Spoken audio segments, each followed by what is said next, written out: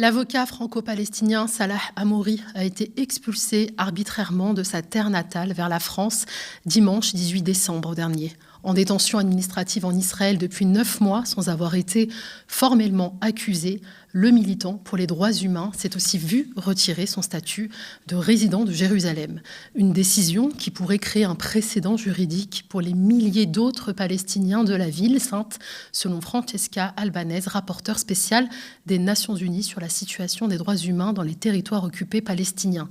Impuissante, la diplomatie française a condamné une décision contraire au droit. Âgé de 37 ans, le franco-palestinien avait été condamné en mars à 3 mois de détention administrative, une mesure controversée permettant à Israël d'incarcérer des suspects sans accusation formelle. Les autorités du pays le soupçonnaient de lien avec le Front populaire de libération de la Palestine, une organisation jugée terroriste par l'État hébreu et l'Union européenne, ce qu'il a toujours nié.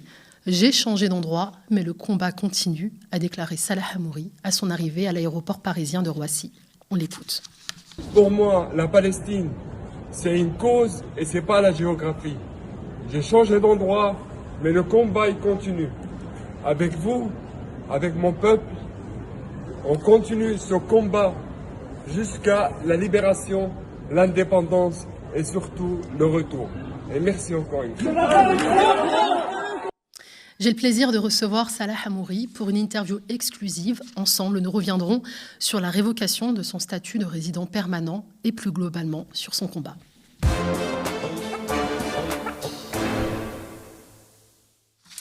Bonjour Salah Hamouri, je vous laisse vous installer tranquillement.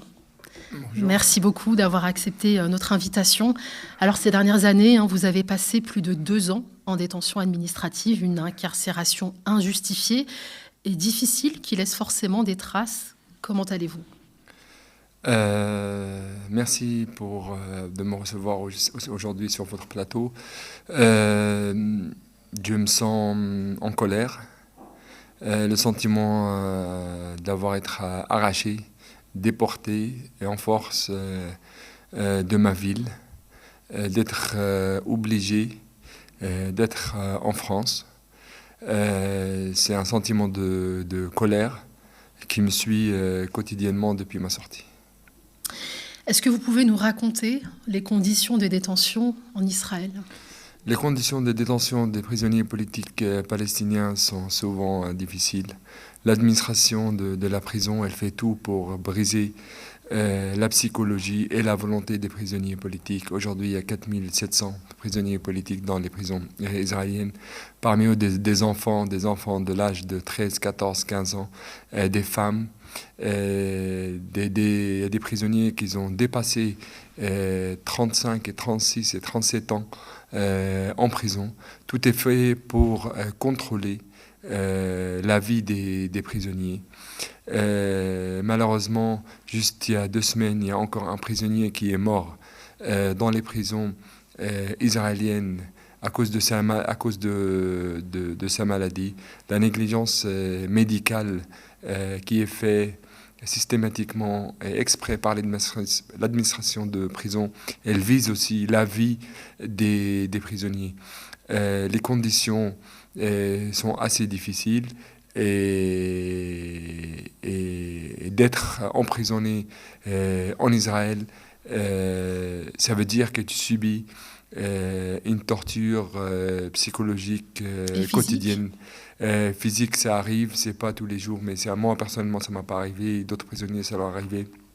Moi, ça m'est arrivé cette fois-ci d'être à l'isolement total pendant ma grève de la faim. C'est là où j'ai subi beaucoup de pression et beaucoup de torture psychologique. Alors, votre épouse française a été expulsée, elle, d'Israël alors qu'elle était enceinte de votre premier enfant en 2016. Le 18 décembre dernier, l'État hébreu finit par vous chasser de vos terres. Qu'est-ce qu'il vous reproche exactement ? L'état de l'occupation israélien, il m'a révoqué ma carte de résidence de Jérusalem. Cette démarche de m'enlever mon statut de Jérusalem, il a commencé en 2019 et il s'est terminé le 18 décembre. Ma carte de résidence, elle était révoquée sur des prétextes que je ne suis pas loyal à l'État d'Israël et sur la base d'un dossier secret qu'on ne connaît pas jusqu'à aujourd'hui. Mais moi, je sais bien que ces prétextes judiciaires, il y a la main des renseignements, il y a la main vraiment de la force occupante derrière qui fait tout pour nous chasser de notre patrie. Et pourquoi vous dérangez, Salah Hamouri ?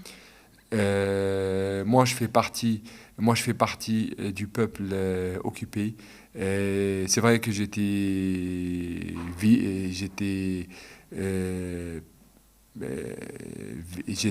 le projet de plusieurs arrestations, plusieurs ordres d'arrestation, mais il faut savoir que le peuple palestinien en entier subit.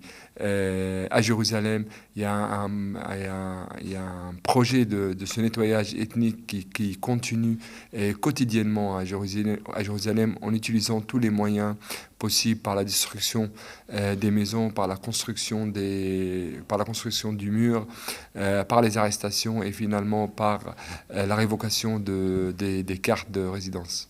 Donc Israël vous a retiré votre statut de résident de Jérusalem pour défaut d'allégeance, donc défaut de loyauté, c'est ce que vous expliquez.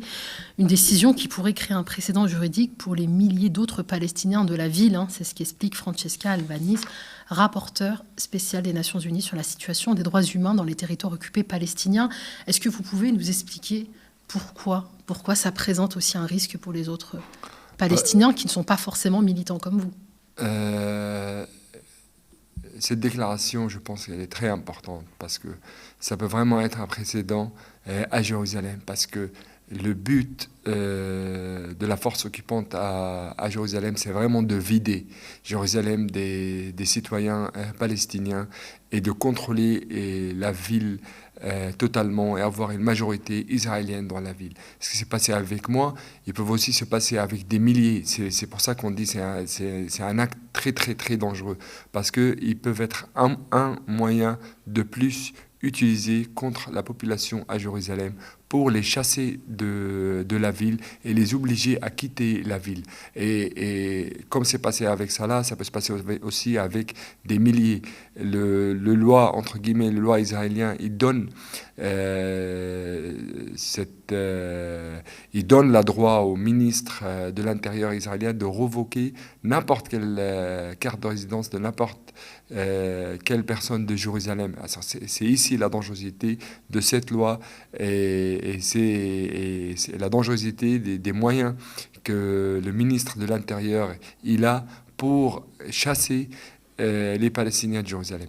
Une décision d'ailleurs qui est contraire au droit international auquel en principe est soumis l'entité israélienne. Emmanuel Macron et le Quai d'Orsay ont été incapables de convaincre Israël ou de le contraindre à respecter le droit international. Comment vous jugez la gestion de votre dossier par les autorités françaises ? Moi, je ne pense pas qu'ils étaient incapables de le faire. Je pense la phrase « ils n'ont pas voulu suffisamment faire ». Ils auraient pu ? Ils ont pu et faire. Comment ? Ils ont pu faire et changer les choses. La France, c'est une grande force mondiale. Elle a ses instruments, elle a ses moyens de pression, y compris sur Israël. La France a choisi de ne pas utiliser ses moyens de pression sur Israël. Elle a décidé de traiter Israël comme un État au-dessus du droit international, même si la crime de guerre, elle s'est faite contre un citoyen français qui habite à Jérusalem, que c'est son droit d'habiter à Jérusalem. La France, elle doit reconnaître sa responsabilité de ne pas réagir dans le dossier de Salah Hamouri. Ce qui a été fait n'était pas suffisant. Ce qui a été fait, ça m'a juste donné le sentiment que je ne suis pas défendu comme un citoyen français. Et je l'ai dit et je redis, j'ai senti que je suis un citoyen de 4e et 5e degré. Et la France a donné le feu vert aux autorités israéliennes de faire ce qu'elles veulent et de me déporter en force et de faire cette crime de guerre contre un citoyen français, contre la loi internationale et contre la 4e Convention de Genève et surtout l'article 49. Est-ce que vous avez été reçu par le Quai d'Orsay depuis ? Moi, jusqu'à aujourd'hui, j'étais même pas contacté par les autorités françaises, aucun contact. À l'inverse des autres otages français qui étaient ailleurs dans le monde, que ce soit en Turquie ou ailleurs, les ministres des Affaires étrangères, ils allaient jusqu'à les chercher ou les recevoir à l'aéroport. Moi, c'était l'inverse. Il y avait des pressions sur ma famille pour obliger les militants de ne pas venir à l'aéroport, d'obliger la presse aussi de ne pas venir à l'aéroport. La France, elle voulait que ma déportation, elle se passe en silence total. Vous l'avez déclaré à votre arrivée à l'aéroport, j'ai changé d'endroit, mais le combat continue. Comment comptez-vous poursuivre votre combat depuis la France ? Pour moi, ma déportation, elle ne va pas cesser mon combat. À l'inverse, aujourd'hui, je suis de plus en plus convaincu, encore une fois, que Israël n'arrête ces violations de droits que devant un projet de résistance, un projet qui défend les droits de l'homme en Palestine et défend le droit du peuple palestinien. Aujourd'hui, il y a beaucoup de travail qui peut être fait depuis la France. Et c'est ce que je veux faire depuis la France, depuis l'Europe, depuis le pays, depuis d'autres pays, pour réunir les gens autour de la question palestinienne, alerter l'opinion publique de la dangerosité des actes commis et les crimes commis contre le peuple palestinien et pour défendre mon peuple. Et comment on peut vous soutenir, Salah Hamouri, pour celles et ceux qui nous écoutent? Comment soutenir vos prochaines mobilisations, peut-être? Moi, je pense que il faut participer à toutes les initiatives qui concernent la Palestine. Il faut surtout aller visiter là-bas. Il faut mobiliser. Il faut mettre la pression aussi sur l'État français pour qu'il prenne position, d'obliger l'occupant de respecter le droit international et respecter les droits du peuple palestinien. Donc aujourd'hui, comptez donc depuis que on a révoqué votre statut de résident permanent, vous ne pourrez plus retourner donc en Israël. Est-ce que vous pouvez contester cette décision ou bien elle est irrévocable? Moi, je vais contester contre cette décision, bien sûr. Je vais même passer au Cour pénale internationale, parce que comme c'était déclaré, c'est un crime de guerre. Et je crois que l'occupant au niveau international aussi, il doit payer le prix de cette décision en tant qu'État et en tant que des individus qui ont pris la décision.